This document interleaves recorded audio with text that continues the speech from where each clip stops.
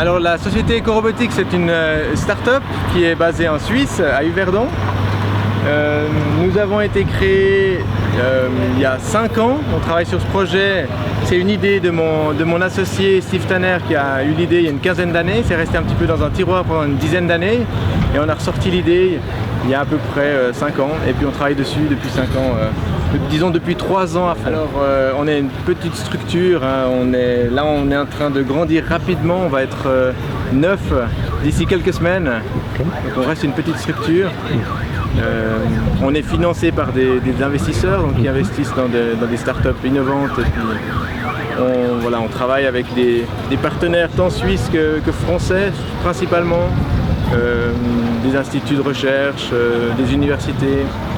On a un lien fort avec l'EPFL, donc l'école polytechnique de Lausanne, pour tout ce qui est l'algorithme de vision du robot. C'est notre seul projet et c'est déjà un gros projet pour nous, une petite équipe.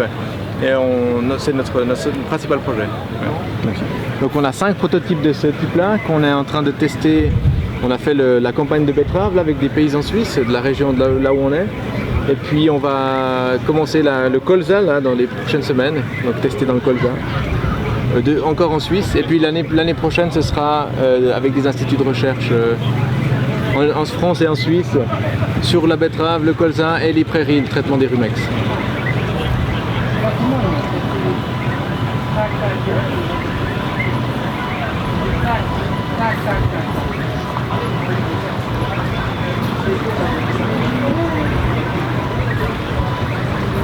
Tak.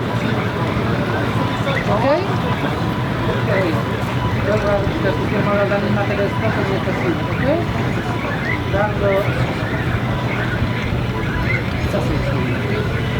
Alors c'est piloté de manière complètement autonome, c'est-à-dire le robot se pilote lui-même, donc il se repère en fait avec les lignes de l'occurrence de betterave, donc il se repère sur les lignes de culture, puis il va les suivre et il va scanner l'entier du champ.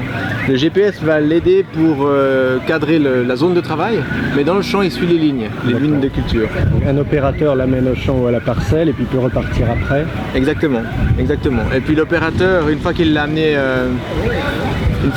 dans la parcelle, il contrôle à distance avec son smartphone. Donc il peut savoir qu'est-ce qu'il est en train de faire, combien de surface il a traité, il peut voir ce que le robot voit, etc. Il reçoit des alertes sur son smartphone aussi en termes de... Il n'y a plus de produits chimiques, des alertes anti-vol, etc. Donc il reçoit tout sur le smartphone. Il n'y a pas de boutons ou de choses à faire sur le robot, tout se gère avec le smartphone. Et là c'est vraiment un prototype, hein. Ça c'est pas un produit commercialisable ou qui sera commercialisé. Donc on voit par exemple un bidon, c'est un réservoir qu'on utilise, après il y aura des réservoirs dédiés de chaque côté pour avoir une capacité de 2 fois 15 litres de produits chimiques. Donc le robot, il peut choisir selon le type de mauvaise herbe, selon l'emplacement, quel produit chimique il va utiliser. Il va pouvoir avoir le choix d'avoir 2 produits chimiques selon des critères de distance à la culture. Par exemple on peut utiliser plutôt un désherbant total, si on est proche de la culture ce sera plutôt un sélectif, etc. Le robot, c'est lui qui choisit à la volée. Donc d'après ce qu'il voit, il va choisir quel est le meilleur outil pour traiter. Et ça, c'est une technologie qui a été brevetée par nous. Alors c'est un robot qui travaille relativement lentement, il traite 3 hectares par jour. L'idée c'est pas de faire des robots plus grands pour les plus grandes exploitations, c'est plutôt de travailler avec des flottes de robots, donc des troupeaux de robots à terme qu'on aura. Donc un robot comme ça il est adapté à une dizaine d'hectares. Et puis si vous avez chaque multiple de 10, vous avez besoin de... si vous avez 25 hectares, il vous faut 3 robots. L'idée c'est plutôt de travailler avec une flotte de robots. Plutôt qu'avec des robots qui sont plus grands, qui seraient plus rapides. Ça pose plein d'autres contraintes. Là c'est facile à déplacer, il s'accroche aux 3 points du tracteur, c'est facile à stocker, il se plie facilement. Après, dès qu'on arrête des robots trop grands, ça devient trop compliqué à stocker, à manipuler.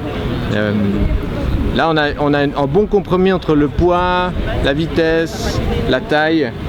Il faut savoir que c'est un robot qui est complètement autonome en énergie, donc on a aussi une limitation d'énergie à disposition. Donc voilà, toutes ces contraintes ensemble fait que ça c'est un petit peu la taille optimale. On traite 2 mètres de largeur de culture et puis ce qui nous donne à peu près 3 hectares par jour. Merci.